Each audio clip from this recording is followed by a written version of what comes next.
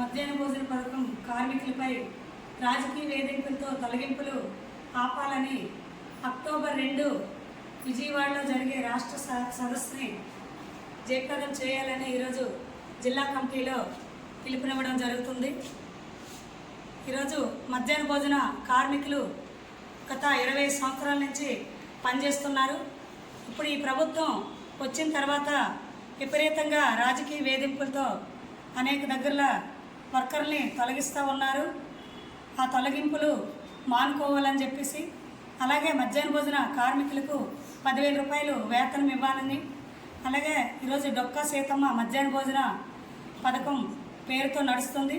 ఆ మెనూ ఛార్జీలకి 20 రూపాయలు ధరలకు అనుగుణంగా పెంచాలని చెప్పేసి, అలాగే అన్ని స్కూల్లో మౌలిక సదుపాయాలు కల్పించాలని చెప్పేసి, సంవత్సరానికి 2 జతలు యూనిఫారం ఇవ్వాలని చెప్పి, ప్రతి స్కూల్లో ఫస్ట్ ఎయిడ్ కిట్లు బాక్సులు పెట్టాలని, ప్రమాద బీమా జరిగిన తర్వాత చనిపోయిన వాళ్ళకి 20 లక్షలు నష్టపరిహారం చెల్లించాలని, గ్యాస్ ప్రభుత్వమే ఇవ్వాలని చెప్పేసి, ప్రతి నెల 5వ తేదీకి బిల్లులు వేతనాలు చెల్లించాలని డిమాండ్స్ పరిష్కారం కోసం అక్టోబర్ 2 విజయవాడలో జరిగే రాష్ట్ర సదస్సుని జయప్రదం చేయాలని చెప్పేసి కోరుతూ ఉన్నాం.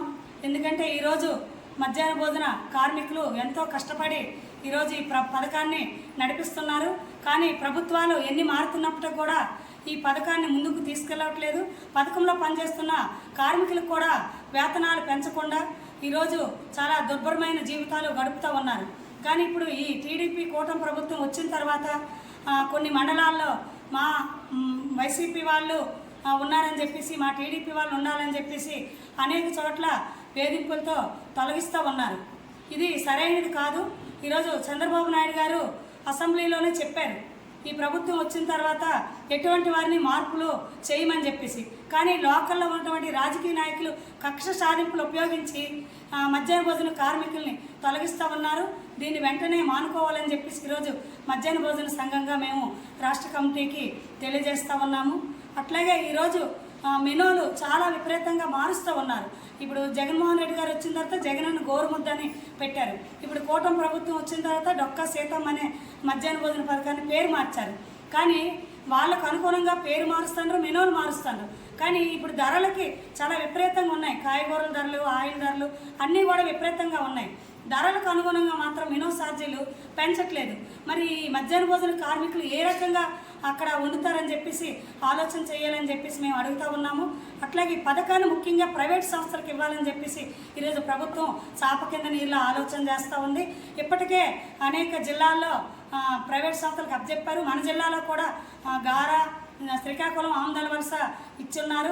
అక్షయ పాత్ర పెట్టినటువంటి భోజనం చాలా నాసిరకంగా ఉంటుంది, మిషన్ల మీద వండుతున్నారు. కాబట్టి అది వెంటనే వెనక్కి తీసుకొని కార్మికులకే ఆ భోజనం అప్పచెప్పే విధంగా ప్రభుత్వాలు కృషి చేయాలని చెప్పేసి మేము ఈ జిల్లా కమిటీ సందర్భంగా ప్రభుత్వాన్ని కోరుతా ఉన్నాము. అట్లాగే ఈరోజు అనేక స్కూల్ దగ్గర వంట షెడ్లు లేవు, వంట పాత్రలు కరెక్ట్ అనేవి లేవు, మంచినీటి సదుపాయం లేదు. ఈరోజు గ్యాస్ మీద ఉండాలని ఈరోజు టీచర్స్ అలాగే అక్కడ ఉన్నటువంటి స్థానిక నాయకులు కూడా ఒత్తిడి చేస్తూ ఉన్నారు. ఈరోజు మెనూ ఛార్జీలు 5 రూపాయలు, 8 రూపాయలు పైన ఇచ్చి గ్యాస్ మీద ఉండాలి, మంచి మెనూ పెట్టాలని చెప్పేసి అధికారులు చెప్తా ఉన్నారు. ఇది ఎంతవరకు సవ్వని? ఒక టీ ఈరోజు 10 రూపాయలకి దొరకడం కష్టమైన తరము అయినటువంటి రోజులు ఇవి. కాబట్టి ఏ రకంగా ఈ పథకాన్ని కార్మికులు ముందుకు తీసుకెళ్తారని చెప్పేసి ఈ ప్రభుత్వాలు ఆలోచన చేయాలి.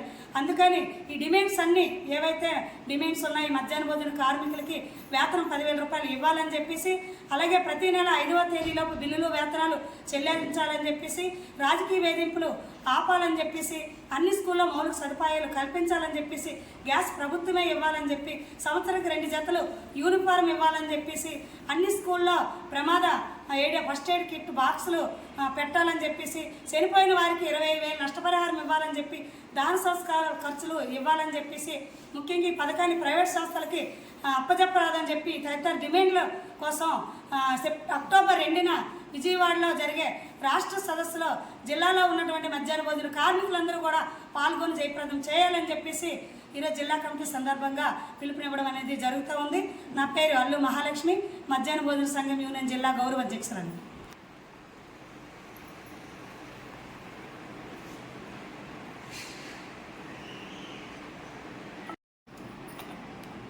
మధ్యాహ్నం భోజన పథకం పెట్టి 24 సంవత్సరాలు కావస్తుంది. కనీసం ఈ పథకం నుంచి అందరూ వచ్చే అధికారులందరూ కూడా అడగడం అనేది జరుగుతుంది, కానీ కార్మికులు ఎవరు కూడా పట్టించుకున్న ప్రయత్నం అయితే ఏ ప్రభుత్వం వచ్చినా కనీస వేతనాలు ఎంత అనేది కూడా కాకుండా ఈ మినో ఇలాగ పెడుతున్నారు అలా పెడుతున్నారని అన్ని ప్రభుత్వాలు వచ్చి అడగడం అయితే జరుగుతుంది, కానీ కనీసం ఇప్పుడు పెరిగిన ధరలకు కూడా మినో ఛార్జీ పెంచుతామనేసి ఏ ప్రభుత్వం చేయట్లేదు. ఆ ప్రభుత్వం కూడా ఇప్పుడు వచ్చే ప్రభుత్వం కూడా కనీసంగా భోజనాలు నాణ్యత బాగోట్లేదు, పెట్టట్లేదు, మంచి క్వాలిటీ పెట్టట్లేదు అనేసి ఎంక్వైరీలకు వచ్చి అడగడమే జరుగుతుంది, కానీ అక్కడ మినో ఛార్జీ ఎంత ఇస్తున్నారు అనేది ఒక పిల్లడికి ఎంత ఇస్తున్నారు అనేది ఏ ప్రభుత్వం కూడా పట్టించుకోవట్లేదు. అక్కడ ఉండే కార్మికురాలకు కూడా 23-24 సంవత్సరాల కాంచి పనిచేసిన కాడికి కూడా కనీస వేతనం ఇవ్వడం అనేది ప్రభుత్వాలు ఆలోచన అనేది చేయట్లేదు. కనీసంగా అక్కడ ఏ ఒక ప్రమాదం జరిగినా కనీసంగా ఆ కుటుంబం నష్టపోతుంది, కానీ ఆ కుటుంబం నష్టపోతుందని కూడా ఏ ప్రభుత్వం కూడా ఆలోచించే ప్రయత్నాలు అయితే చేయట్లేదు. ఈ మధ్యకాలంలో మన జాడపేట అనే గ్రామంలో పద్మ అన్న ఆవిడ ఆ కాలిపై చనిపోతే ఇప్పటి వరకు కూడా ప్రభుత్వాలు ఏది కూడా వాటి మీద స్పందన అనేది తీసుకురాలేదు.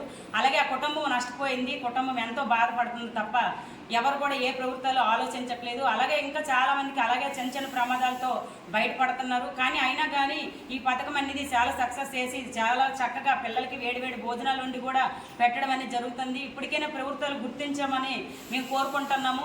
కనీసంగా ఒక 10,000 రూపాయల వేతనమైనా మా కష్టానికి గుర్తించి ఇవ్వమని మేము ప్రభుత్వాన్ని కోరుకుంటాం. అక్టోబర్ 2వ తారీఖుని మన రాష్ట్రంలో సదస్సు అనేది ఈ ప్రాబ్లం మీద పెడుతున్నాము. సదస్సు కూడా చాలా చక్కగా జయప్రదం చేయాలని కోరుకుంటున్నాము.